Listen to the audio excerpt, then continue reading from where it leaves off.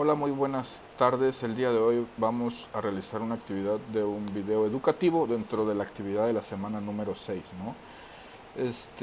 Vamos a hablar específicamente sobre las habilidades para la comunicación oral, ¿no? Que fue lo que nos mencionaron.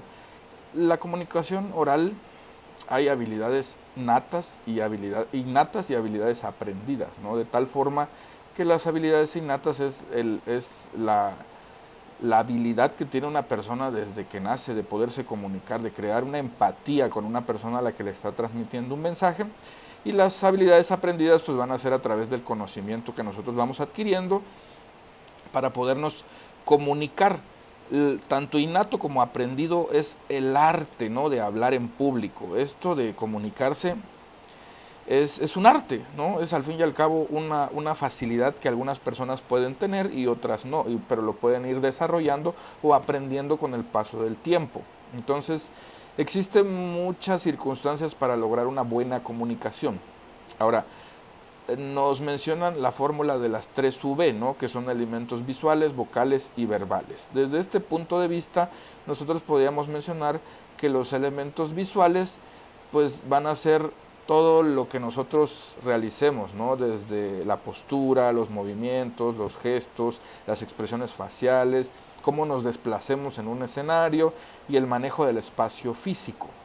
Los elementos vocales se van a referir a la personalidad que tengo, ¿no? A la voz, a las funciones, a las características de cómo me expreso y cómo utilizo mi voz, en qué le pongo énfasis y diferentes circunstancias, ¿no? Mientras que los elementos verbales es realmente el mensaje que yo transmito, ¿no? Todas las palabras con las que me desenvuelvo, el nivel que yo presento cuando estoy dando un mensaje, esos serían los elementos verbales. Al fin y al cabo, pues esta fórmula de las 3V tiene que tener un equilibrio y una consistencia entre los tres elementos, tanto visuales, vocales y verbales. O sea, tienen que tener congruencia para que puedan funcionar. Tengo que tener elementos visuales, como se menciona en la literatura, gestos, ademanes, posturas, la distancia. Y en vocales, el tono, el volumen, la velocidad, las pausas, la fuerza, el énfasis que le pongo a las palabras, ¿no? Mientras que los verbales, pues va a ser el contenido, el lenguaje, la secuencia, los temas, realmente es el mensaje que yo quiero transmitir, ¿no? Entonces, aquí también nos mencionan sobre habilidades de comunicación no verbal. Esto es sumamente interesante, ¿no? Esto de comunicaciones no verbal es todo aquello que se transmite expresando sin necesidad de decir palabras, ¿no? Al fin y al cabo, como uno de ellos y muy importante es el contacto visual, ¿no?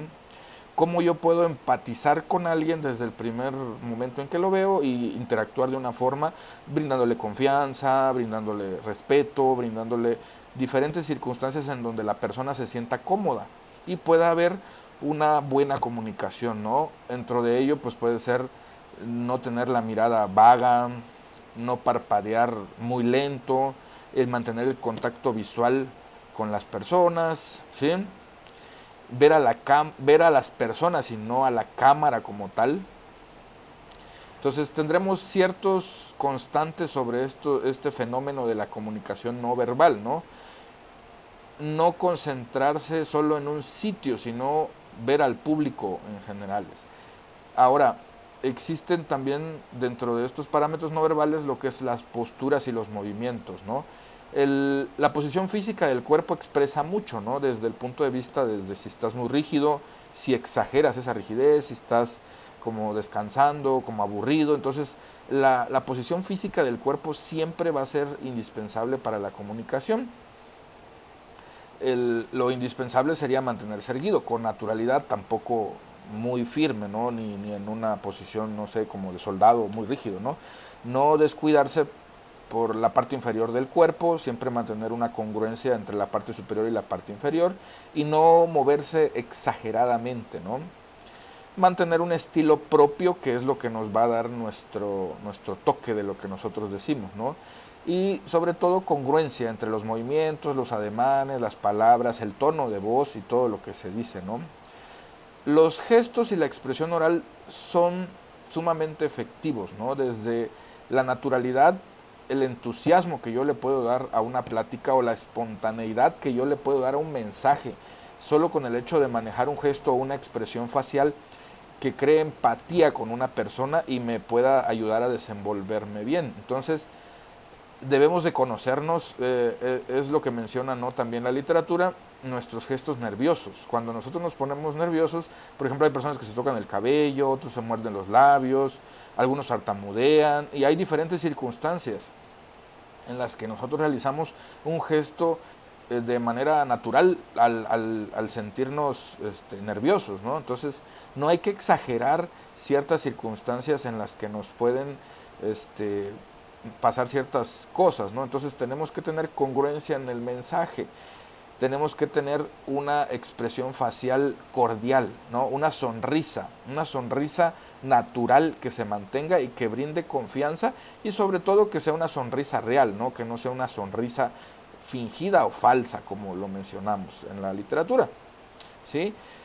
Entonces, estas circunstancias nos van a llevar a que si nosotros damos una plática o estamos en un auditorio, tenemos que ver en qué tipo de auditorio estamos, ¿no? Por ejemplo, dice que en los lugares rectangulares no nos debemos de olvidar de los extremos. En un lugar cuadrado, pues tenemos que manejar una secuencia de miradas de 180 grados, y si estuviéramos en un lugar circular donde nos observan por todos lados, pues tenemos que tener una congruencia de movernos en 360 grados para lograr empatía con la mayor cantidad de personas, ¿no?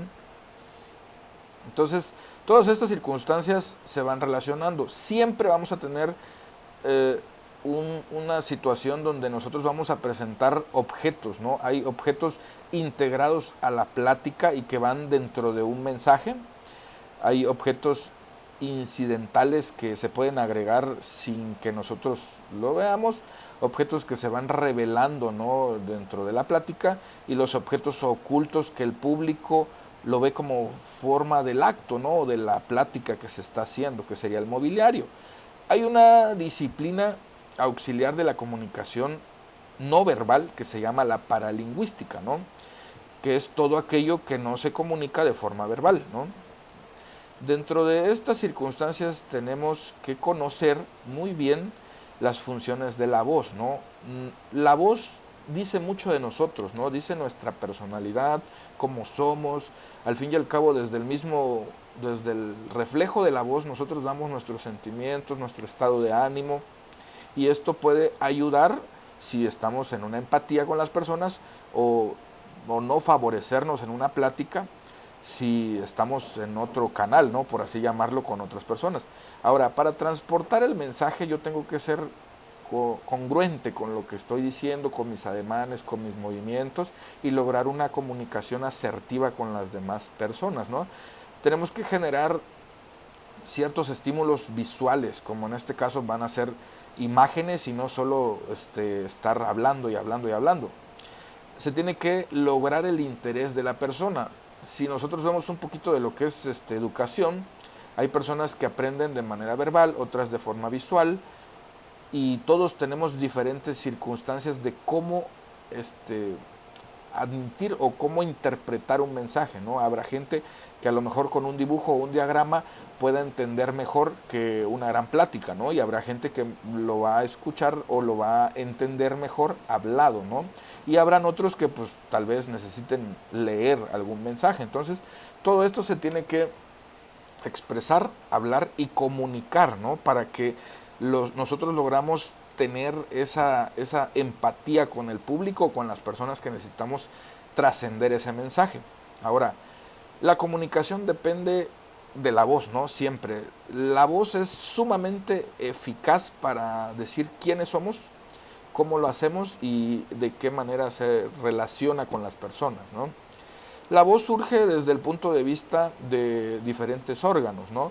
Uno de los más importantes pues va a ser las cuerdas bucales, pero entra todo lo que va a ser el tacto tanto orofaringio como nasofaringio, desde el punto de vista que la respiración, los movimientos pulmonares, la faringe, la laringe, la tráquea, todo se ve involucrado para producir, ¿no?, el sonido como tal.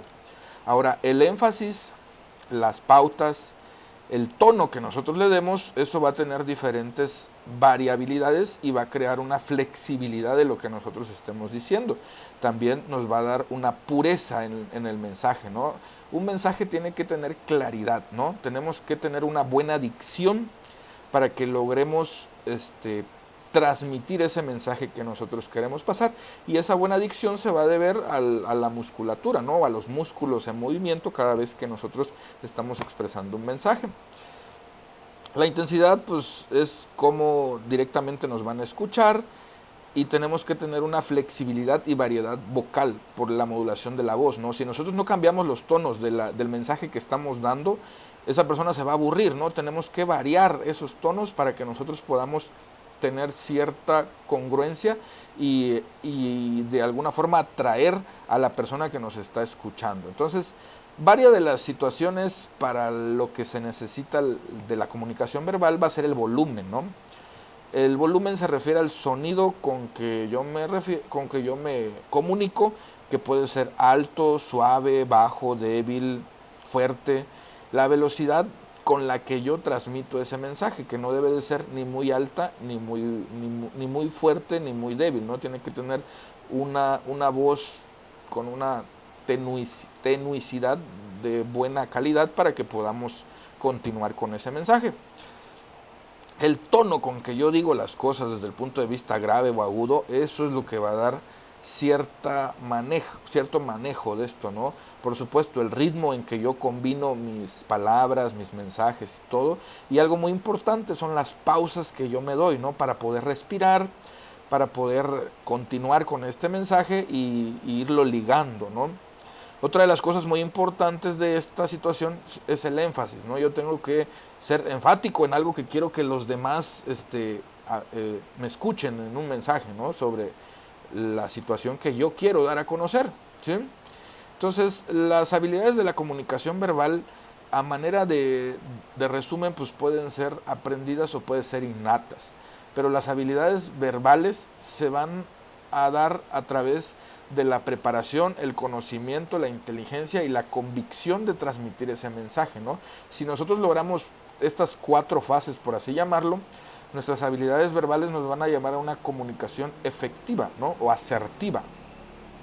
De tal forma que el prepararnos para dar ese mensaje, pues va a ser tener el conocimiento previo de lo que estamos diciendo. Posteriormente, como tal, el conocimiento, que es la información que nosotros queremos transmitir, ¿no? Tener la inteligencia para poder hablar con claridad y resolver cualquier asunto que se nos presente en el momento, ¿no? Y la convicción, pues, es tener la responsabilidad de probar por medio de la palabra una verdad que yo quiero comunicar, ¿no? O sea, tengo que ser congruente para que la gente crea mi mensaje, ¿no? Entonces, la comunicación es uno de los puntos primordiales, como lo hemos venido diciendo, no solamente para el abogado, sino en todo momento, ¿no? Desde las relaciones humanas, desde el punto de vista que si nosotros sabemos interactuar con una persona, desde que podemos ir a algún centro comercial o algo y crear una empatía en el mensaje, pues por supuesto que vamos a lograr nuestros cometidos si transmitimos un mensaje queriendo obtener alguna situación que nos va a favorecer o que nos va a ayudar en determinado momento. De tal forma que todo tiene que tener cierta congruencia, ¿no? La comunicación verbal como la no verbal son sumamente íntimas, ¿no? Tengo que tener cierta congruencia con lo que yo hablo, mi forma de pararme, de comunicarme, los ademanes que yo hago, ¿no? La gesticulación facial que yo puedo presentar, de tal forma que tengo que ser congruente, ¿no? Con lo que digo y con lo que expreso con mi cuerpo. Entonces, parte de esto es sumamente importante para poder manejarse en el mundo legal desde el punto de vista de las nuevas tendencias, ¿no? De lo que van a ser los juicios orales, en donde yo tengo que ser congruente con lo que digo, cómo me paro, cómo tengo que dar la confianza a las personas, ¿no? Para que puedan recibir un servicio mío y al fin y al cabo se tenga una buena transparencia y se logre una buena empatía con todas las personas que se encuentren dentro de esta circunstancia que estamos tratando de establecer, ¿no?